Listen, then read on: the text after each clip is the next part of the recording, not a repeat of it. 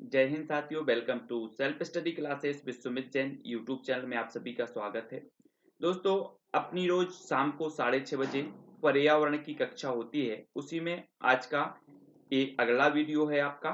ठीक है, निरंतर हम नए नए टॉपिक पर आपको पर्यावरण की जो संपूर्ण तैयारी है वो करवा रहे हैं। कोई भी टॉपिक आपका छूटे ना, चाहे वो आपके महाद्वीप हो, महासागर हो, है ना, चाहे अम्ल हो, क्षार हो, भोपाल गैस त्रासदी हो। और इस वीडियो में हम वही पढ़ने वाले हैं। सबसे पहले हम महाद्वीप के बारे में पढ़ेंगे, अम्ल के बारे में पढ़ेंगे, भोपाल गैस त्रासदी पढ़ेंगे, खिलाड़ियों के उपनाम या कौन खिलाड़ी किससे संबंधित है, किस खेल से संबंधित है उसके बारे में पढ़ेंगे, है ना। विभिन्न विधियों के बारे में पढ़ेंगे, कौन विधि है।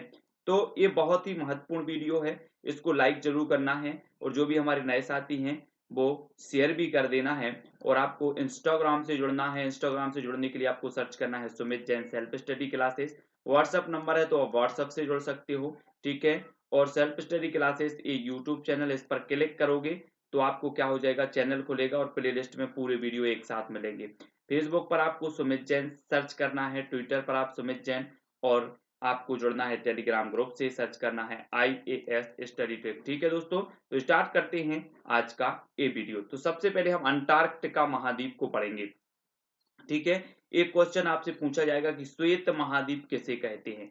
तो अंटार्कटिका महाद्वीप को श्वेत महाद्वीप कहा जाता है। दक्षिणी ध्रुव पर पहुंचने वाला प्रथम व्यक्ति एमंडसेन था। सक्रिय ज्वालामुखी है तो कौन सा है, माउंट एरबुस, ये सक्रिय ज्वालामुखी है यहाँ का। अंटार्कटिका की मुख्य वनस्पति लाइकेन और मॉस है।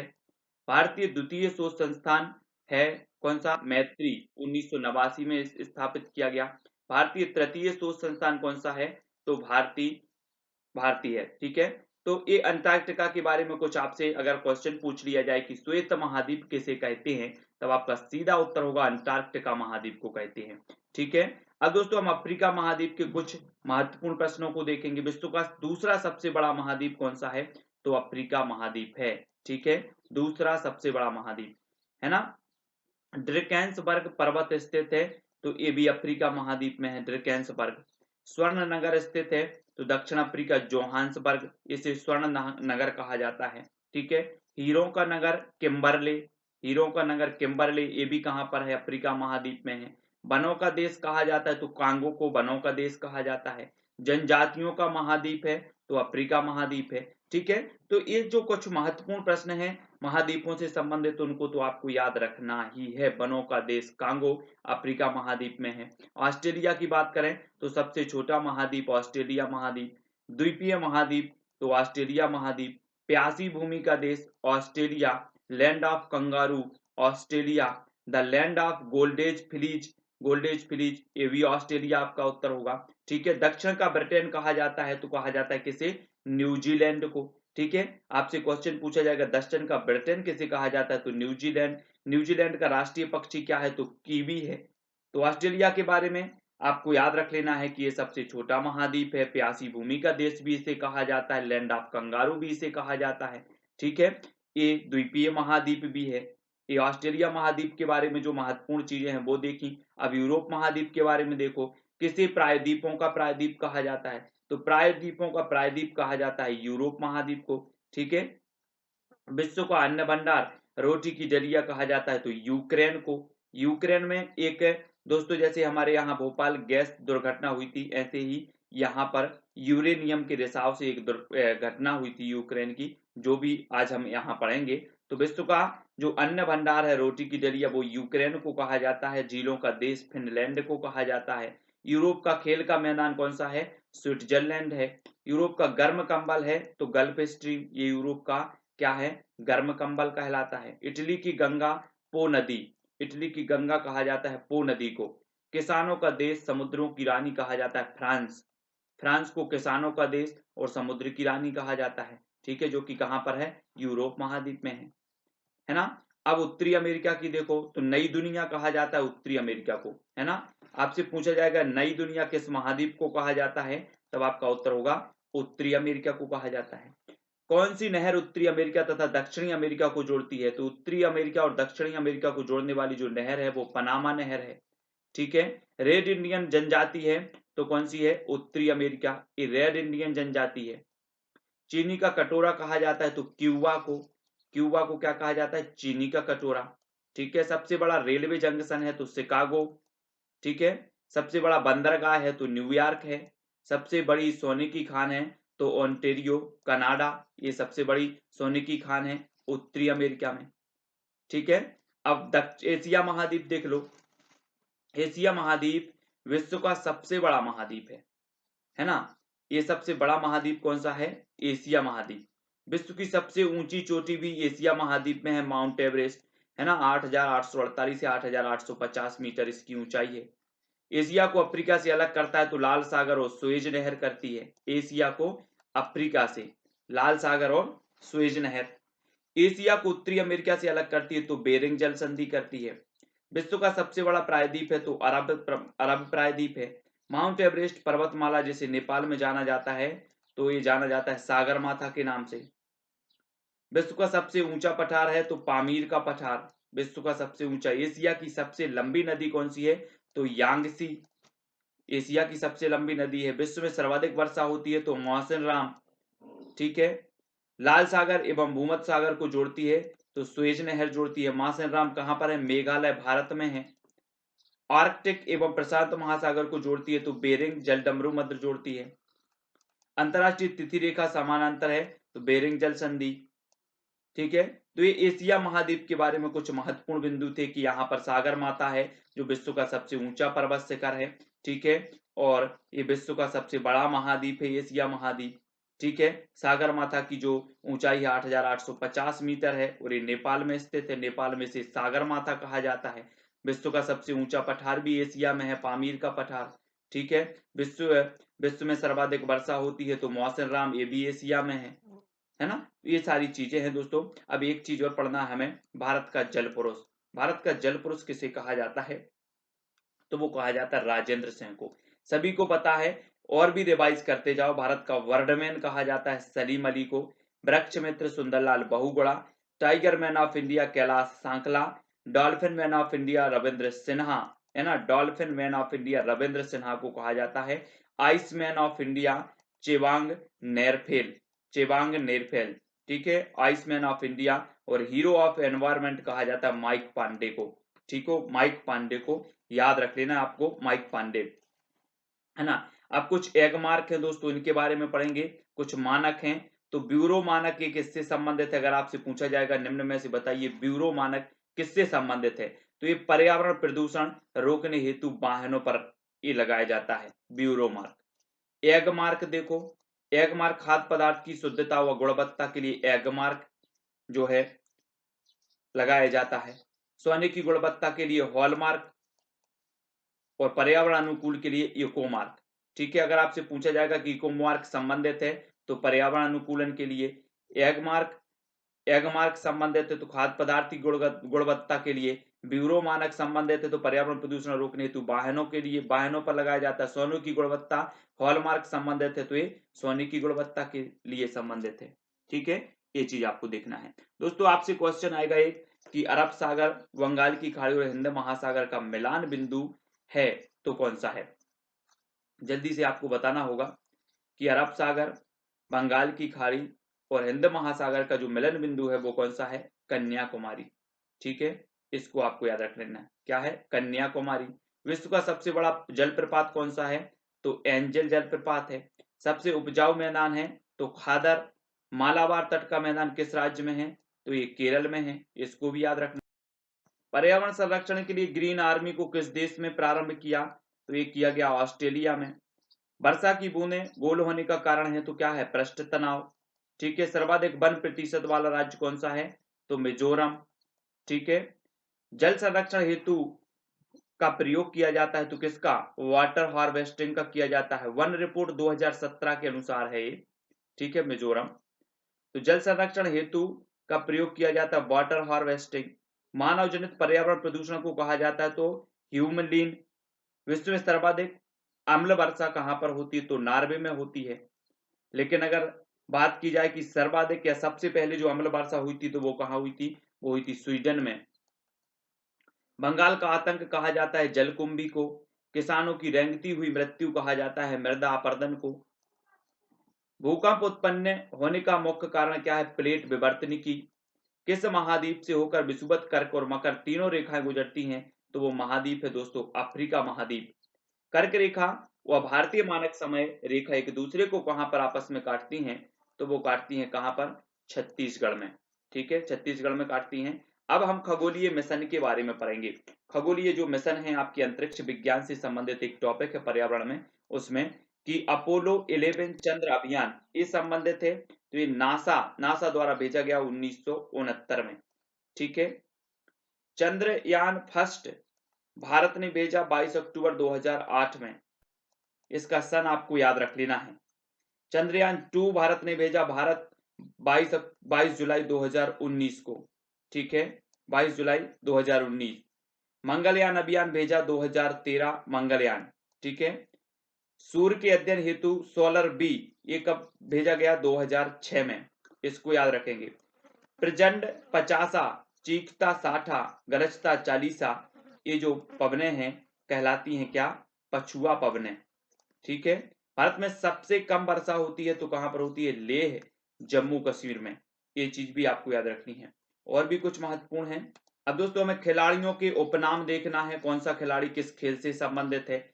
तो मेजर ध्यानचंद ये संबंधित है काय से? हॉकी के जादूगर से संबंधित है। हॉकी के जादूगर इनका उपनाम है ना। हॉकी के जादूगर अगर बोल दिया जाए तो सबके मन में आ जाता है कि मेजर ध्यानचंद। ठीक है, और पीटी ऊषा इनका उपनाम है उड़न परी। क्या है? उड़न परी है। मिल्खा सिंह फ्लाइंग सिख इनका उपनाम क्या है? फ्लाइंग सिख, मिल्खा सिंह का। हेमा दास का ढींग एक्सप्रेस, हेमा दास का क्या है उपनाम? ढींग एक्सप्रेस। सचिन तेंदुलकर का मास्टर ब्लास्टर। ठीक है, पीवी सिंधु बैडमिंटन से संबंधित है। साक्षी मलिक कुश्ती से संबंधित है। आपसे सीधा सा क्वेश्चन पूछा जाता है, निम्न में से बताइए साक्षी मलिक किस खेल से संबंधित है? तो ये संबंधित है कुश्ती से। अभिनव बिंद्रा संबंधित है निशानेबाजी से। योगेश्वर दत्त संबंधित है कुश्ती से। ठीक है, मैरी कॉम संबंधित है मुक्केबाजी से। और दीपा कमराकर संबंधित है जिम्नास्टिक से। तो इनको आपको याद रख लेना है। दीपा कर्माकर हैं तो जिम्नास्टिक। ठीक है, अब जब आप जिम करने जाओ ना तो दीप जला लेना पहले, दीप। तो दीपा कर्माकर जिम्नास्टिक, है ना। तो ऐसे याद भी करना है, आप अपने हिसाब से याद कर सकते हैं। और भी कुछ महत्वपूर्ण है उनके बारे में देखेंगे। एसिटिक अम्ल जो होता है वो सिरका में होता है, सिरका। फॉर्मिक अम्ल पाया जाता है लाल चींटियों के डंक और बिच्छू के डंक में। आपसे क्वेश्चन कई बार पूछा गया है कि लाल चींटियों के डंक में कौन सा अम्ल पाया जाता है? तो वो पाया जाता है फॉर्मिक अम्ल। या फॉर्मिक अम्ल निम्न में से बताइए किस में पाया जाता है? तो बिच्छू के डंक में। इस प्रकार से। ठीक है, साइट्रिक अम्ल पाया जाता है तो नींबू कुल के सिट्रस फल जैसे संतरा, नींबू आदि, इनमें साइट्रिक अम्ल पाया जाता है। कौन सा अम्ल? साइट्रिक। ठीक है, लैक्टिक अम्ल पाया जाता है दही में। काय में? दही में लैक्टिक अम्ल। ऑक्सेलिक अम्ल पाया जाता है पालक में। आपसे पूछा जाएगा निम्न में से ऑक्सेलिक अम्ल का जो है स्रोत है, तो आपको बताना होगा पालक। लैक्टिक अम्ल का स्रोत है दही। एस्कॉर्बिक अम्ल का स्रोत है आंवला। सिट्रस फल जो है वो एस्कॉर्बिक अम्ल के हैं जैसे संतरा, नींबू, है ना। ये इसी मतलब इनमें एस्कॉर्बिक अम्ल पाया जाता है। ठीक है, मौलिक अम्ल, मैलिक ये सेब में पाया जाता है। टार्टरिक अम्ल ये पाया जाता है इमली, अंगूर और कच्चे आम आदि में। ये टार्टरिक अम्ल पाया जाता है। ठीक है, तो ये अम्लों के बारे में भी आपसे क्वेश्चन पूछ लिए जाते हैं पर्यावरण में, तो इनसे भी आपको अच्छे से पढ़ना है और उत्तर बताते रहना है। अब दोस्तों आपको बताना है तापमान। अब देखो, स्वस्थ मनुष्य शरीर का तापमान कितना होता है? 98 अंश फ़ारेनहाइट। ठीक है, या फिर 37 अंश सेंटीग्रेड या सेल्सियस। ठीक है, या फिर 310 केल्विन। अगर आपसे पूछा जाएगा एक स्वस्थ मनुष्य का शरीर का जो तापमान है निम्न में से बताइए कितना होता है, तो आपको ये 3 प्रकार की जो मापक श्रेणी दी है कि 98.6 फ़ारेनहाइट, है ना, या फिर 37 अंश सेंटीग्रेड, 310 केल्विन। तो इस प्रकार से आपको ये स्वस्थ मनुष्य की जो तापमान है वो पता होनी चाहिए। डॉक्टर थर्मामीटर से हम ताप माप सकते हैं, तो कितना? 35 अंश सेंटीग्रेड या फिर 42 अंश सेंटीग्रेड तक, ठीक है, डॉक्टरी थर्मामीटर से। प्रयोगशाला थर्मामीटर का परिसर जो होता है वो 10 अंश सेंटीग्रेड से 110 अंश सेंटीग्रेड, ठीक है। तो ये कुछ सेंटीग्रेड थे, तापमान से संबंधित मापक थे जो आपको पता होनी चाहिए। मछली एवं जलीय जंतु उत्सर्जित करते हैं तो क्या करते हैं, अमोनिया उत्सर्जित करते हैं।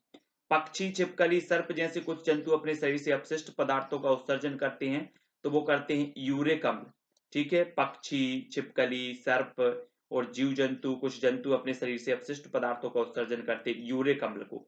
मानव द्वारा उत्सर्जित अपशिष्ट जो पदार्थ है वो कौन सा है, यूरिया, ठीक है। मछली एवं जलीय जंतु उत्सर्जित करते हैं तो अमोनिया, ये भी आपको पता होनी चाहिए। अब भोपाल गैस त्रासदी के बारे में देखें तो ये 2-3 दिसंबर वाली घटना है ना, 1984 की। और स्थान भोपाल में ये हुई थी, भोपाल गैस त्रासदी इसका नाम है। और इसमें जो रिसाव हुआ था गैस का वो मेथाइल आइसोसाइनेट, इस गैस का रिसाव हुआ था और इस गैस के कारण ये भोपाल गैस त्रासदी हुई थी 2-3 दिसंबर 1984, ये भी आपको पता होनी चाहिए। और एक घटना हुई थी दोस्तों यूक्रेन में हुई थी, ठीक है, ये हुई थी 1986 में। और ये चेरनोबिल परमाणु आपदा, इसका नाम क्या है, चेरनोबिल परमाणु आपदा। आपसे पूछा जाएगा कि चेरनोबिल परमाणु आपदा किस देश में घटित हुई, तो आपका उत्तर होगा यूक्रेन में, ठीक है। कब घटित हुई, 1986 में, ठीक है। कौन सी गैस के रिसाव के कारण हुई, तो यूरेनियम के रिसाव के कारण हुई, ठीक है। तो ये सभी घटनाएं आपको पता होनी चाहिए, पर्यावरण से संबंधित है। भारत के प्रमुख पर्यावरणीय संस्थान देख लेते हैं। भारत प्राणी सर्वेक्षण कहां पर है, तो ये कोलकाता में है। भारतीय वन्य जीव संस्थान कहां पर है, तो वन्य जीव संस्थान तो सभी को पता है, देहरादून। वन अनुसंधान संस्थान तो सभी को पता है, देहरादून, ठीक है।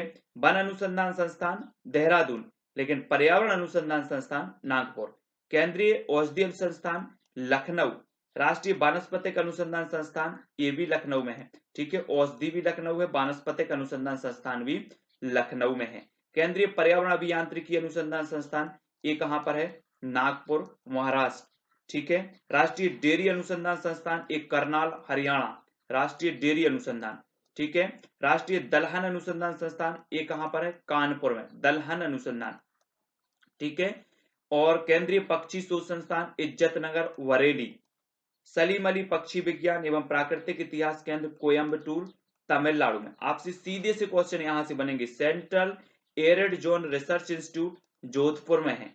Birbal Sahni institute of palaeobotany ये कहां पर है, लखनऊ में, ठीक है। प्लाज्मा अनुसंधान संस्थान ये है गांधीनगर, गुजरात। केंद्रीय खाद्य प्रौद्योगिकी अनुसंधान संस्थान ये मैसूर में है, ठीक है।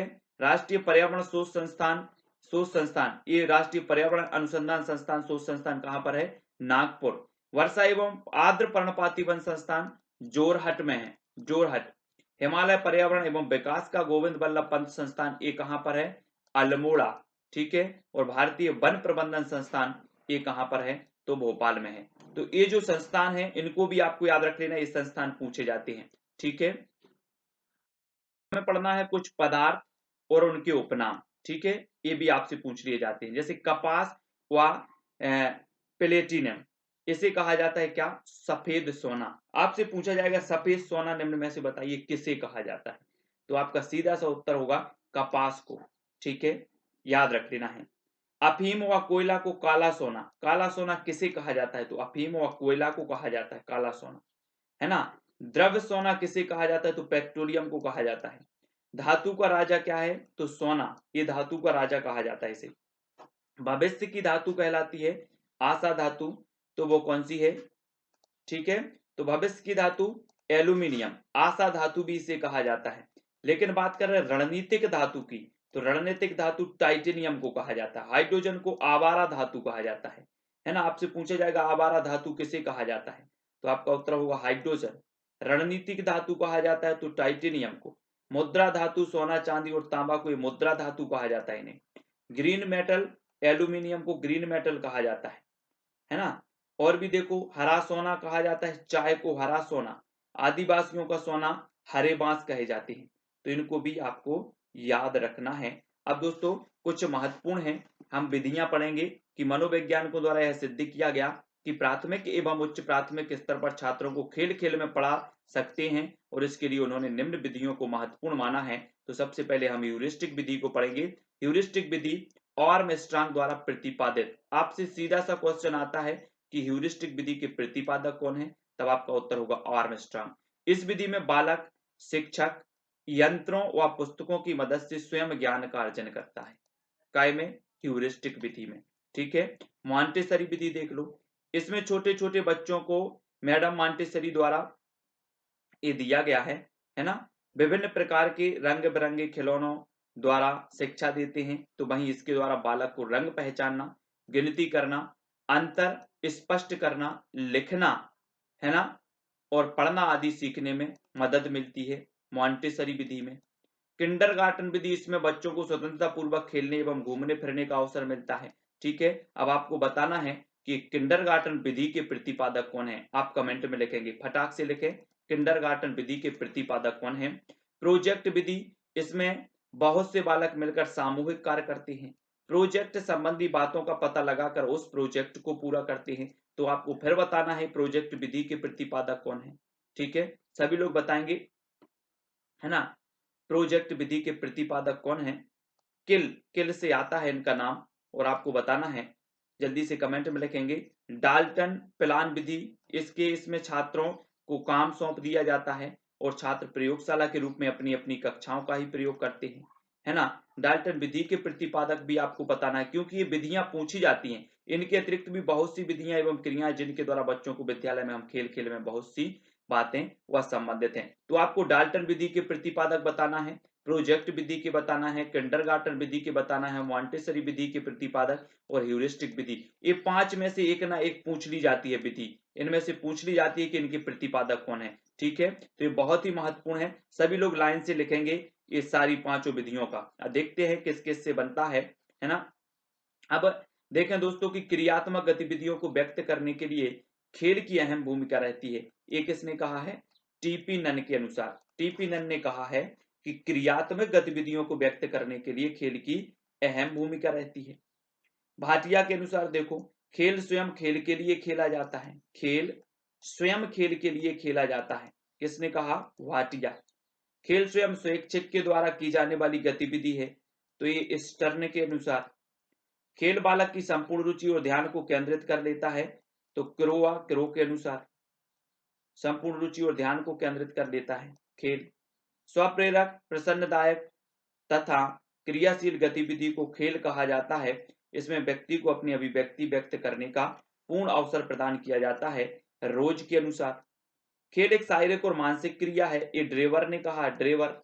खेलकूद विकास के सूचक हैं जो व्यक्ति के सर्वांगीण विकास में उनकी सहायता करते हैं। एक अन्य शिक्षाविद के अनुसार ये भी कहा गया है कि खेलकूद विकास के सूचक हैं जो व्यक्ति के सर्वांगीण विकास में उसकी सहायता करते हैं। तो ये परिभाषाएं भी पूछ ली जाती हैं दोस्तों, इनको भी हमें पढ़ लेना है। और पर्यावरण में मैं लगातार, आप देख रहे हैं, मैं प्रयास कर रहा हूं कि आपके पूरे के पूरे जो टॉपिक हैं वो क्लियर हों। अभी आपके अंतरिक्ष विज्ञान और भी 3 टॉपिक और आने वाले हैं पर्यावरण में विस्तृत वाले अध्ययन में, तो वो टॉपिक भी हम ले आएंगे। और पर्यावरण में आपके हर एक टॉपिक, चाहे आपका महाद्वीप हो, महासागर हो, है ना, अम्ल हो या फिर अंतरिक्ष मिशन हो, सारी की सारी एक एक चीज मैं आपको करवाता जा रहा हूँ। ठीक है ना। कुछ स्टूडेंट हैं जो हमेशा मदद करते हैं और पूरी की पूरी लिस्ट भेज देते हैं सर कि ये सारी की सारी चीजें आप बताएं, है ना, पर्यावरण में। क्योंकि पर्यावरण में आपको सिलेबस बस नहीं देखना है कि हम सिलेबस बस देख रहे हैं कि हमारे सिलेबस में तो ये है ही नहीं है। पर्यावरण की जब भी बात आती है दोस्तों, और पर्यावरण में जब पारिस्थितिकी की बात कर देते हैं या कुछ ऐसी उसमें होता है, तो ये सारा संपूर्ण, चाहे आप समुद्र की बात कर लो, चाहे आप धरती की बात कर लो, चाहे वायुमंडल की बात कर लो, वो सारी चीजें आ जाती हैं। तो हमें सब कुछ यहाँ पर पढ़ना होता है ना। तो सभी कुछ पढ़ें और एक एक टॉपिक पर मैं सारी की सारी आपको निरंतर और रोज 6:30 बजे आपकी कक्षा प्रेषित कर रहे हैं। इससे पहले आप वीडियो जरूर देखें। ये प्लेलिस्ट जो अपनी स्पेशल वीडियो वाली है, जो इनमें टॉपिक कवर करवाए जा रहे हैं, वो अलग से मैं प्लेलिस्ट बना दूंगा। वैसे अलग अलग मॉडल पेपर की अलग बनी है, कुछ स्पेशल वीडियो वन लाइनर प्रश्नों की अलग बनी है, कुछ पहले अपन जो रेगुलर क्लास थी अपनी लाइव क्लास, वो वीडियो की प्लेलिस्ट अलग बनी है, पर्यावरण की, बाल विकास की अलग बनी है। तो आप प्लेलिस्ट को देखें। प्लेलिस्ट को देखने के लिए आपको क्या करना है? सेल्फ स्टडी क्लासेस ये चैनल का नाम है जहां वीडियो आप देख रहे हैं, सेल्फ स्टडी क्लासेस चैनल पर क्लिक करें और चैनल खुलेगा। ऊपर आएगा प्ले लिस्ट का ऑप्शन, क्या आएगा? प्ले लिस्ट का। तो प्ले लिस्ट पर क्लिक करें और प्ले लिस्ट पर क्लिक करेंगे तो सारी की सारी प्ले लिस्ट आपके सामने होगी। पर्यावरण की, बाल विकास की, मैथ पेडागोजी, हिंदी पेडागोजी आदि बहुत सारे सभी वीडियो है ना उपलब्ध हैं। दोस्तों इंस्टाग्राम से आप जुड़ सकते हैं हमसे, Sumit Jain self study classes. WhatsApp से जुड़ सकते हैं, ये नंबर भी है आपके पास, ठीक है। फेसबुक से जुड़ने के लिए सुमित जैन और ट्विटर से जुड़ने के लिए सुमित जैन आपको सर्च करना है। और साथ ही आपको दोस्तों IAS स्टडी ट्रिक सर्च करना है टेलीग्राम ग्रुप में जुड़ने के लिए। वीडियो को सभी लोग लाइक किया करें, सभी लोगों को वीडियो को शेयर भी करना है, क्योंकि बहुत अच्छे अच्छे टॉपिक, हर टॉपिक को आपको कवर करवाया जा रहा है यहाँ पर, कोई भी टॉपिक छूटे ना। और कहीं पर अगर मिस्टेक होती है, गलती होती है, तो बहुत सारे स्टूडेंट इंस्टाग्राम में पूछ लेते हैं, व्हाट्सएप पर पूछ लेते हैं। मैं जहां से भी होता है संभव उनके उत्तर देने का प्रयास करता हूं। तो वीडियो को सभी लोग लाइक शेयर अवश्य करें। आज के वीडियो के लिए बस इतना ही दोस्तों। जय हिंद।